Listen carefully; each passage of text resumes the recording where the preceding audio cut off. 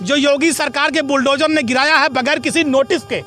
अब जो हमारा बनने लगा, लेंटर हमारा पड़ गया, तो आगे बोल दिए कि यहाँ पर तालाब था, 3 महीने से बन रहा था, तब किसी ने नहीं कहा कि भाजपा की सरकार गुंडाई कर रही है। नमस्कार, मैं सुधीर कुमार, अवध की बात यूट्यूब चैनल पर आपका हार्दिक स्वागत है।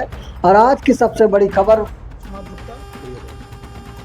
ये सप्त सागर कॉलोनी है और ये हमारे पीछे खड़े हैं संतोष गुप्ता, और ध्यान से देख लो, संतोष गुप्ता नाम है, गुप्ता जी हैं, और ये बगल में इनके श्रीमती मनीषा गुप्ता जी हैं। दोनों लोग मेरे बगल में खड़े हैं। और पीछे ये बिमलेश सिंह, ये पटना के रहने वाले हैं, पटना के रहने वाले हैं श्री बिमलेश सिंह। ये गुप्ता परिवार है। पीछे देख लो, पूरी बिल्डिंग है जो गिरी हुई है, छत, ये जो छत पूरा गिरा हुआ देख लीजिए आप लोग, छत। मनीषा गुप्ता और इनके पति संतोष गुप्ता ने 2018 में जमीन ली। कितनी जमीन है ये? 1800 स्क्वायर फीट। इन्होंने 1800 स्क्वायर फीट जमीन लिया। जमीन लेने के बाद उस जमीन का दाखिल खारिज कराया। दाखिल खारिज अयोध्या के अधिकारियों द्वारा तहसील में किया गया। उसके बाद इन्होंने बैंक का लोन लिया। बैंक मैनेजर द्वारा बैंक का लोन लिया गया और बैंक मैनेजर का कहना है कि हमने यहाँ पर जांच किया है, 30 वर्षों के पहले यहाँ कोई तालाब था ही नहीं, ऐसा बैंक मैनेजर ने बयान दिया है। उसके बाद इनकी ज़मीन पर जो बिल्डिंग इन्होंने बनाना शुरू किया, जो आप देख रहे हैं, जो योगी सरकार के बुलडोजर ने गिराया है बगैर किसी नोटिस के। 3 महीने से लगातार काम चल रहा था। 3 महीने से छत पड़ गई थी पहली, दूसरा ऊपर काम चल रहा था। इन्हें कोई नोटिस नहीं दी गई। इनका इस जमीन पर दाखिल खारिज है। विकास प्राधिकरण से पूरी तरह से नक्शा पास है। विकास प्राधिकरण का नक्शा किसने पास किया? योगी सरकार के अधिकारियों ने। जमीन का दाखिल खारिज किसने किया? योगी सरकार के अधिकारियों ने। योगी सरकार के अधिकारियों ने दाखिल खारिज किया। नक्शा किसने पास किया? योगी सरकार के अधिकारियों ने। लोन किसने किया? बैंक के मैनेजर ने। बैंक सरकारी किस बैंक से है? यूनियन बैंक, सरकारी बैंक है यूनियन बैंक। उसके बैंक के मैनेजर ने पास किया। और उसके बाद सुप्रीम कोर्ट का आदेश है कि बगैर किसी नोटिस से किसी के मकान पर बुलडोजर नहीं चलेगा। अभी कुछ दिन पहले सर्वोच्च न्यायालय ने आदेश दिया है। लेकिन पूछ लीजिएगा अभी आप गुप्ता फैमिली से, इन्हें कोई नोटिस नहीं दी गई। एक भी नोटिस, सिंगल नोटिस इनको नहीं दी गई। और कल रात में चोरों की तरह बुलडोजर लेकर आए और इनका पूरा मकान गिरा दिया। इनका पूरा मकान गिरा दिया। इन्हें कोई नोटिस नहीं। अगर इनकी जमीन गड़बड़ थी तो इनको नोटिस देते, ये कोर्ट जाते, मुकदमा लड़ते, अपनी बात कहते। लेकिन ये तो हिटलर को फेल किए हैं भाजपा सरकार वाले, कि न कोई नोटिस देंगे, न कोई बात करेंगे, सीधे आएंगे बुलडोजर लेके मकान गिरा देंगे, जिसकी समाजवादी पार्टी निंदा करती है।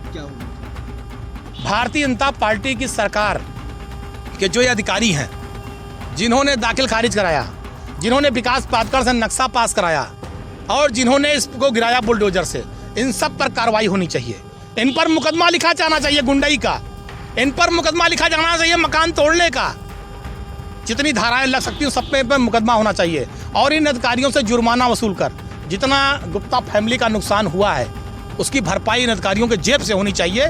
ये हम लोग मांग कर रहे हैं। खून पसीने की कमाई से आदमी लोन लेकर मकान बनाता है, ईंटा गिट्टी मोरंग बालू सरिया लाता है, उसके बाद लेबर मिस्त्री का खर्चा अलग से देता है। ये भाजपा सरकार में वो लोग नहीं हैं जो गरीबों की ज़मीन को सस्ते में लेकर बेचकर पैसा कमा रहे हों। ये मध्यम वर्गीय लोग हैं, अपना 1-1 रुपया जोड़कर मकान बना रहे थे। लोग टूट जाते हैं घर बनाने में और तुम तरस नहीं खाते बुलडोजर चलाने में। योगी सरकार ने गरीबों पर, मकानों पर बुलडोजर चलाया।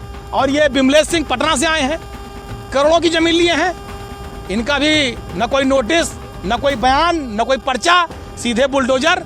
तो जो बुलडोजर की कार्रवाई है ये गलत है। तालाब पहले से अंकित है, इसलिए अंकित है। अगर अंकित था तो रजिस्ट्री कैसे हुई? दाखिल खारिज कैसे हुआ? तालाब पर विकास प्राधिकरण नक्शा कैसे पास किया? इन अधिकारियों को बर्खास्त करा जाना चाहिए। जिन अधिकारियों ने, भाई जब इनकी जमीन की दाखिल खारिज हो गई तो यानी जमीन सही है। अगर विकास प्राधिकरण का अधिकारी नक्शा पास कर रहा है इसका मतलब जमीन सही है। अगर बैंक उस जमीन पर लोन दे रहा है इसका मतलब जमीन सही है। इनके पास 3 प्रमाण पत्र हैं सही होने के। इन सारे अधिकारियों अगर ये गलत हैं तो सबसे पहले उत्तर प्रदेश के मुख्यमंत्री को चाहिए इन तीनों अधिकारियों को, जो तीनों हैं, सबको बर्खास्त कर दें और उनके ऊपर वो मुआवजा लगा दें। जितना इनका नुकसान हुआ सारा मुआवजा की भरपाई अधिकारियों के जेब से की जाए, वरना ये माना जाएगा कि भाजपा की सरकार गुंडाई कर रही है। जिसका मकान और जमीन चाहेगी, जो हमें कब्जा करेगी, वो परंपरा कायम की जा रही है। आदेश है? इसकी और कोर्ट से बाकायदा कचहरी से हमारी लिखा पड़ी हुई थी, दाखिल खारिज हुआ हमारा और हमने इसका नक्शा भी पास करवाया, इस पर हमने लोन भी करवाया, सारा सब कुछ हमने लीगल प्रोसेस की। इसमें जो भी करनी चाहिए एक आम आदमी को घर बनवाने से पहले हमने सब कुछ वो सब किया।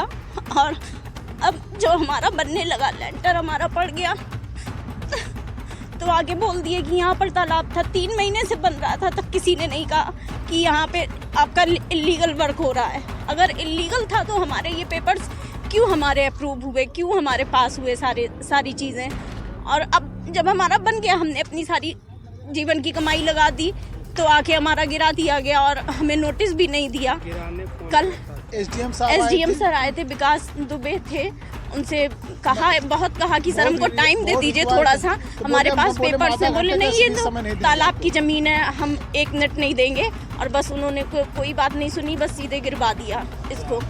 तो हम हाई कोर्ट में जाएंगे, हमारे पास जब सारे लीगल पेपर्स हैं तो हम किसी से डरेंगे नहीं, किसी से पीछे नहीं हटेंगे।